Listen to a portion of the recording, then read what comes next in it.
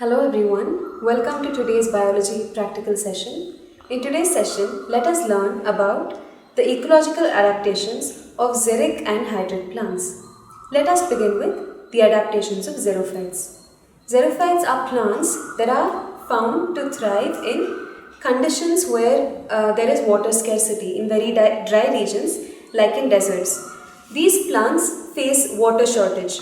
In order to overcome the shortage for water, over the course of evolution, these plants have come up with various mechanisms not only to absorb the limited water efficiently, but also to store whatever little water they have absorbed and also to prevent the loss of water. In today's class, let us learn about two such xerophytic plants. The first plant that we will be talking about in today's class is Opuntia. Opuntia is commonly known as the cactus. The cactus is a succulent. Cactus has shown various modifications in order to overcome water shortage. What do we understand by modification? Now, we know that roots, stem and leaves, they have a primary function to perform. Whenever I say leaf, you tend to associate that with photosynthesis. When we hear the term stem, we associate that with transport because stem bears the leaves and the fruits and it also helps in transport of substances across different parts of the plant. When we talk about roots, we think about anchorage and absorption of water.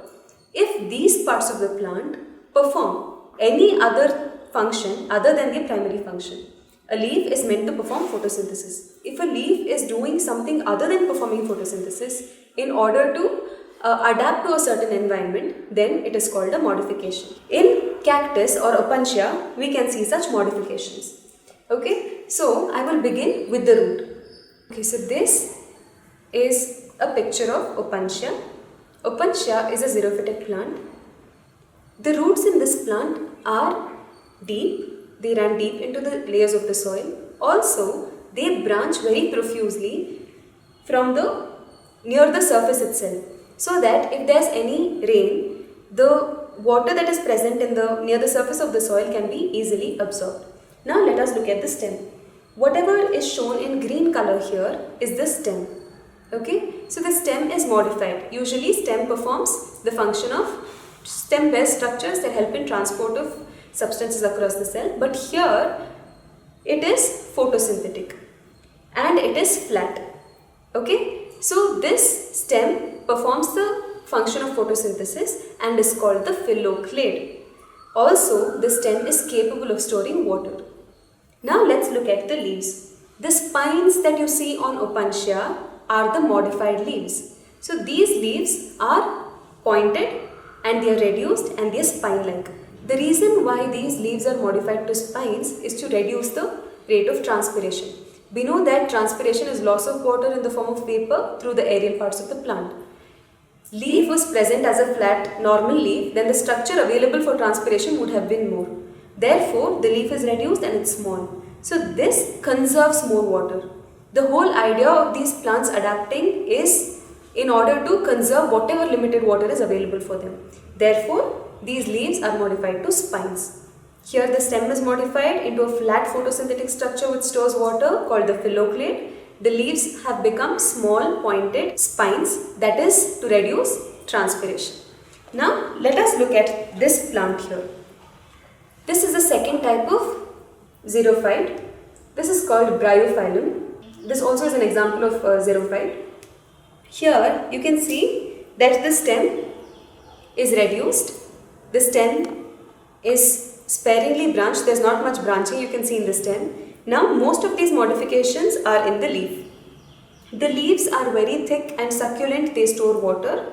Also on the surface of the leaves you can find dense hair. The presence of hair reduces the rate of transpiration. In both these plants, in the Opuntia as well as in bryophyllum, you can see that there are stomata that are sunken. That means if this is the surface of the stem or the leaf, the stomata are not present at the surface, it is like a pit below. So the presence of sunken stomata also ensures that water is not lost through transpiration. Sunken stomata ensures conservation of water and reduces transpiration. Now let us learn about the adaptations in hydrophytes or hydric plants. Let us begin with our first example. Nilambo. Now, hydric plants are those that are grown in areas where there is abundant water. This plant that you see here is also an hydrophyte. The roots in Nilambo is highly reduced and they even lack root hair. The stem here is a rhizome. The leaves float on the surface of water. The petiole, as you can see here, is very long. So this carries the lamina of the leaf to the surface for efficient photosynthesis to take place. The leaf needs to be flexible in order to withstand the water currents. The leaves are coated with a thick layer of cuticle. So these are the adaptations of this particular plant. This is the second hydrophyte. It is called Eichhornia, also known as the terror of Bengal. As you can see, the roots are reduced in this. This plant floats on the surface of water. The roots have root pockets which provide buoyancy to the plant and helps it stay afloat, helps it in floating. The stem here is an offset. The leaves are long and cylindrical. The leaves here, just like in Nilambo, show the presence of a thick cuticle. Also, in all parts of this plant, stem, root and leaves, you can find parenchyma tissue, which is a type of parenchyma that stores air. So this helps the plant stay afloat on the surface of water. So these are the two examples for hydrophytes.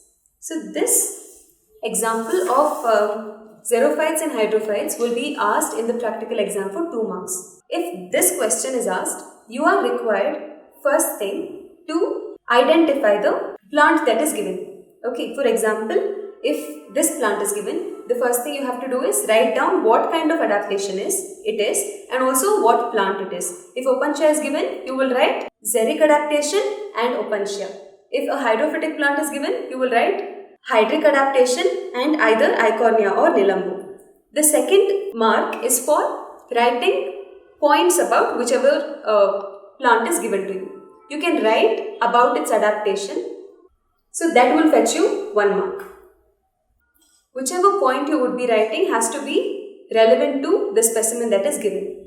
Okay, so it should justify the adaptation.